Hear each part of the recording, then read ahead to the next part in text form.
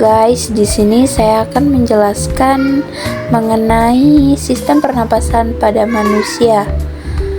Apa sih yang dimaksud dengan sistem pernapasan? Sistem pernapasan adalah organ-organ yang melibatkan proses bernapas. Bertanggung jawab dalam sistem pernapasan adalah paru-paru, yang mana paru-paru ini sebagai pembawa pertukaran gas saat proses pernapasan manusia. Adapun fungsi sistem pernapasan pada manusia, yang pertama mengambil oksigen dari atmosfer ke dalam sel-sel tubuh. Yang kedua melepaskan karbon dioksida yang dihasilkan oleh sel-sel tubuh.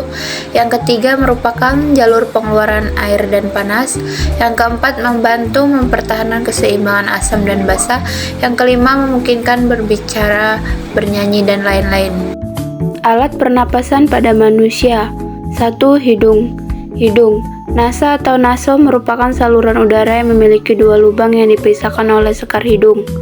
Fungsi hidung yaitu menyaring partikel, melembabkan dan menghangatkan udara yang masuk, mematikan kuman sebagai indera penciuman. 2. Faring atau rongga teka. Faring adalah daerah dengan percabangan menuju rongga hidung, esofagus, dan trakea yang dilengkapi epiglotis yang dapat membuka dan menutup.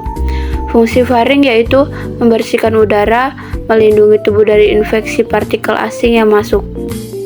3. Laring. Laring adalah pangkal tenggorokan yang terdiri dari lempengan-lempengan tulang rawa.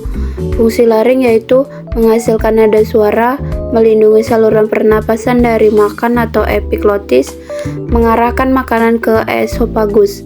4. Trakea. Trakea adalah batang tenggorokan yang tersusun dari cincin tulang rawan yang terletak di depan esofagus.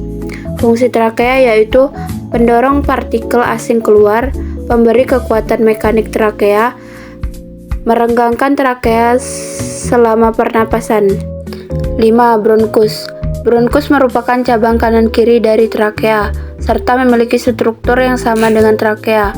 Fungsi bronkus yaitu jalan udara ketika bernapas, penjaga imunitas paru-paru, penyaring udara, memompa paru-paru, menghubungkan trakea dari paru-paru. 6. Paru-paru. Paru-paru adalah alat pernapasan yang terletak di dalam rongga dada, di kanan kiri jantung, dan di atas diafragma.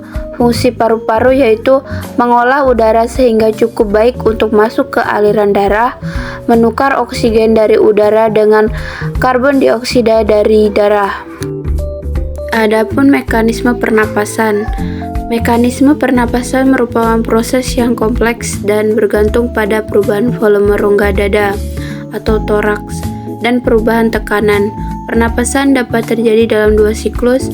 Yang pertama, fase inspirasi, masuknya udara ke dalam paru-paru karena tekanan di dalam lebih rendah daripada di luar paru-paru.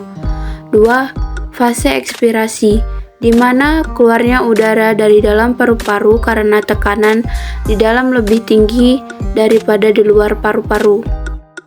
Pernapasan dapat terjadi melalui dua mekanisme. 1. Pernapasan dada. Terjadi karena gerakan tulang-tulang rusuk oleh otot-otot antara rusuk atau interkostalis. 2. Pernapasan perut. Terjadi karena gerakan otot diafragma. Pertukaran oksigen. Oksigen masuk, lalu oksigen berdifusi, kemudian diikat oleh hemoglobin menjadi oksihemoglobin, lalu masuk ke dalam sel-sel tubuh untuk digunakan dalam proses respiran. Pertukaran karbon dioksida. Respirasi pada mitokondria sel, lalu karbon dioksida berdifusi, kemudian dibawa menuju alveolus, lalu karbon dioksida dilepaskan, kemudian karbon dioksida dikeluarkan. Adapun bahaya rokok bagi kesehatan. Rokok berbahaya bagi orang yang merokok atau perokok aktif, maupun orang di sekitar perokok yang bukan perokok atau perokok pasif. Asap rokok mengandung lebih dari 4.000 bahan kimia yang 200 jenis diantaranya beracun dan 43 jenis lainnya dapat menyebabkan kanker pada tubuh.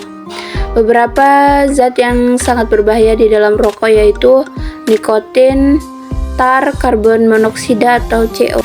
Adapun gangguan sistem pernapasan, yang pertama kanker paru-paru, yang kedua emfisema, yang ketiga infeksi saluran pernapasan atau ISPA, Yang keempat, asmatik bronkiol atau asma.